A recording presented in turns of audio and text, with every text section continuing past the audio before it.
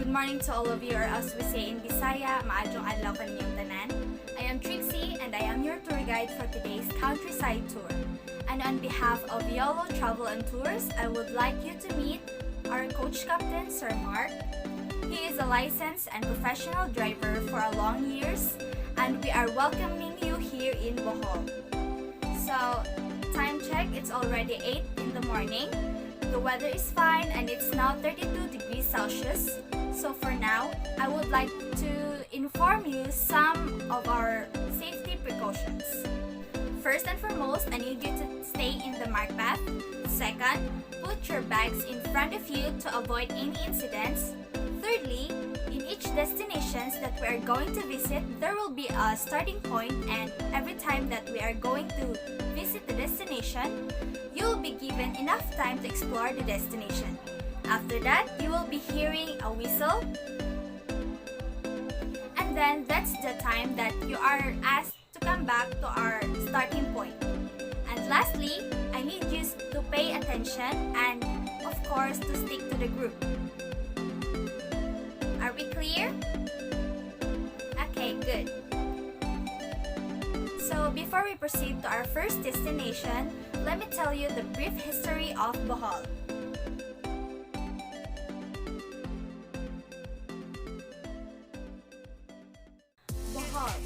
Bohol was created by virtue of Act 2711 of March 10, 1917. This island province of Bohol is the 10th largest island in the Philippines. This oval-shaped island has an area of 4,117 square kilometers and is located in the central portion of the Visayas, lying between Cebu southeast and Leyte southwest. Aside from the mainland, Bohol has 75 offshore islands and islets. The people of Bohol are said to be descendants of the last group inhabitants who settled in the Philippines called Pintados, or the tattooed ones. So the name Bohol is thought to be derived from the name of the barrio of Bohol, a barangay found in Tagbilaran City, which the blood compact located, and which was among the first place toured by the Magellan expedition. History has it that one of the Spanish ships of Magellan, the Concepcion, was burned in the province after Magellan was killed by Lapu-Lapu in Mactan. In 1565, Miguel Lopez de Legazpi anchored in Cagna, one of the eastern municipalities of Bohol. He made a blood compact with the chiefs Sikatuna and Sigala in a small village near the present capital of the province, Tagbilaran City, signifying they were blood brothers. The province became a Jesuit mission in 1595. It was the home province of Carlos P. Garcia, the 8th President of the Republic of the Philippines, year 1957 to 1961. Who was born in Talibon, Bohol. Did you know that in Bohol, every town and barangay, village, or neighborhood has its own fiesta in celebration of the patron saint? Once a year, the entire town is decorated for the annual feast, in which there will be a plenty of free food and drinks for all. Preparations for the fiesta already start long before, preparing the decoration and saving for food and fattening the pigs. Because no fiesta can be complete without lechon baboy, roasted pig, and plenty of beer and tuba to match. Everybody's welcome, no invitations required. So the province of Bohol has an annual festival that commemorates the Sandugo or blood compact between Datu Sikatuna and Miguel Lopez de Legazpi. The highlights of the festival are agro-industrial fair, cultural and historical showcase, sports events, a beauty pageant, balls and dances, entertainment shows, and street dancing, which culminates with a reenactment of the blood compact or Sandugo between Datu Sikatuna and Don Miguel Lopez de Legazpi. And for our first destination, we are now here at the Sandugo or Blood Compact Shrine Monument in Bohol district of Tagbilaran. So Sandugo is a Visayan word which means one blood, or in Tagalog, lisang dugo. It was a blood compact performed between the Spanish explorer Miguel Lopez de Legazpi and Dato Sikatuna, the chieftain of Bohol at that time. It became one of the landmark sites of the first international treaty of friendship between Spaniards and Filipinos. It happened on March 16, 1565, to seal their friendship as part of the tribal tradition. The monument with the bronze pictures of Miguel Lopez de Legazpi, Raha Sikatuna, and several other witnesses was a masterpiece of the Boholano sculptor and national artist for sculpture, Napoleon Abuelta. Take time to have your pictures taken, and you may also enjoy the overlooking view of Bohol Sea at the back. Just be careful. Okay, gather around everyone.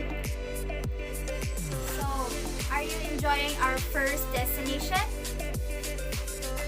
Okay, so get ready for our second destination, which is the Baclayan Church and its museum. So, the Baclayan Church, regarded as the second oldest church in the Philippines, next to San Agustin Church in Intramuros, symbolizing Catholicism's influence in the island.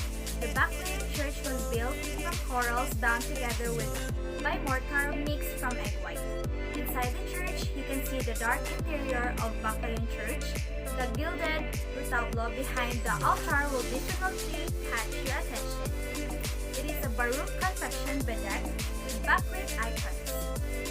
So let's walk to the back of the church and you'll see carroza or carriages for religious processions. Some walls and part of the floors are engraved with the names of the devotees, presumably buried under the tiles. We'll now be entering the Baclayan Parish Museum. Please keep your cameras, for picture taking inside is not allowed. You'll find the relics of ivory icons of Jesus and Mary, relics of Jesuit saints, church music written on sheepskin, firstly, vestments, and religious artworks. Notes at the bottom part of the relics are provided.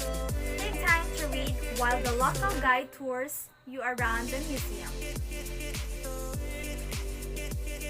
So, are you amazed by the Baclayan Church and its museum?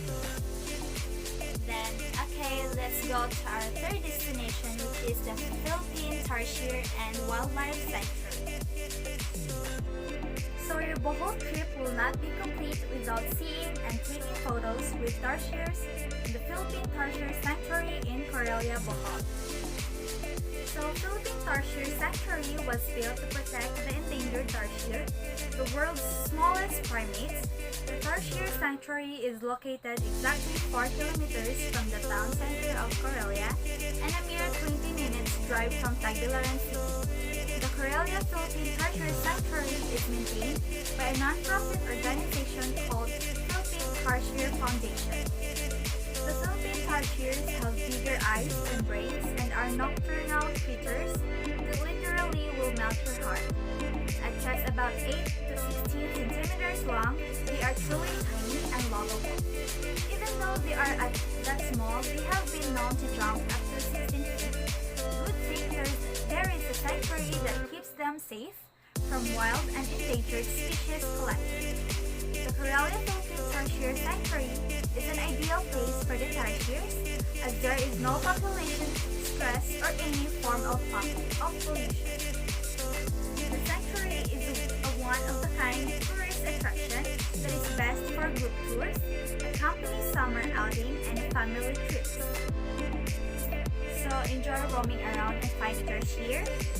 And a reminder please, you are not allowed to touch the tarsier and flash photography is also prohibited to protect the small primates. Thank you!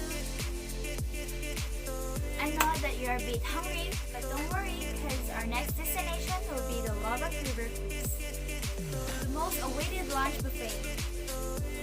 So this is not something optional if you don't want to miss a superb experience in your Bohol countryside tour.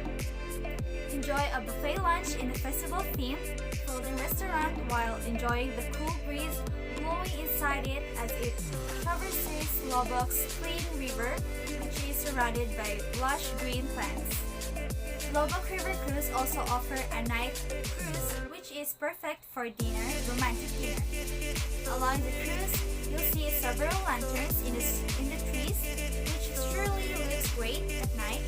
Enjoy your lunch while listening to the local bands ready to serenade you throughout the cruise. And don't be surprised if they do some short stopovers to let you see and admire the local children dancing and singing folk songs. Bon appetit! So, are you enjoying the food? Okay, great. So, now we are heading to our next destination, which is the Villar Man-made Forest. So, on our way to Chocolate Hills, let's take this opportunity to stop over in Bohol's man-made forest. The 2-kilometer expanse of verdant vegetation, mostly of mahogany trees, added with ferns, some wild bushes, and flowers. The mahogany forest was part of the nationwide reforestation program that was launched in the 1960s during the reign of Diosdado Macapagal. So the 857.4 hectares of bare land was gradually planted with young mahogany trees by volunteers. We can also now take the opportunity of taking memorable pictures of another grand spectacles of Mother Nature, and at the same time, also a product of human ingenuity. So now, let's proceed to our next destination, which is the Chocolate Hills. Are you all excited to climb the 214 steps in Chocolate Hills? Okay, so for that, let me tell you a myth story behind the Chocolate Hills. So, according to the legend, the Chocolate Hills existed because of a weeping giant who had been disappointed in love, and the hills grew where his tears fell. And in another legend, the two giants went to a war and lobbed boulders at each other for days, and the giants eventually resolved their differences, but the mounds remained where the rocks landed. So our next destination is the famous Chocolate Hills. The world-renowned cone-shaped Chocolate Hills is nature's expression of beauty, history, and romance. Chocolate Hills is also cited as a geological movement of the country and is also known as the 8th wonder of the world. It consists of approximately 1,268 peacock hills with heights ranging from 40 to 120 meters. Formed centuries ago by tidal movements, the hills are considered as National Geologic Movement. During summers, the cone-shaped grass-covered limestone will dry up and turn brown, transforming the area into a seemingly endless rows of chocolate pieces. Two of the highest hills have been developed and provided with facilities such as a restaurant, hostels, and a view deck. Now go ahead and explore Bohol's Pride. Good luck in climbing the 214 steps before reaching the view deck. Take care, everyone! So, how are you feeling climbing the 214 steps in Chocolate Hills? Are you already tired? Okay, don't worry because we are now heading to our last destination. And for our last destination, which is the Python in captivity. Crony is a self-developed and trained python.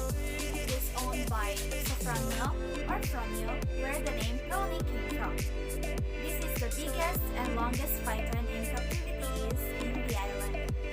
Crony was captured last October 21, 1996, which only weighs 5 kilos and is 5 feet long during that time.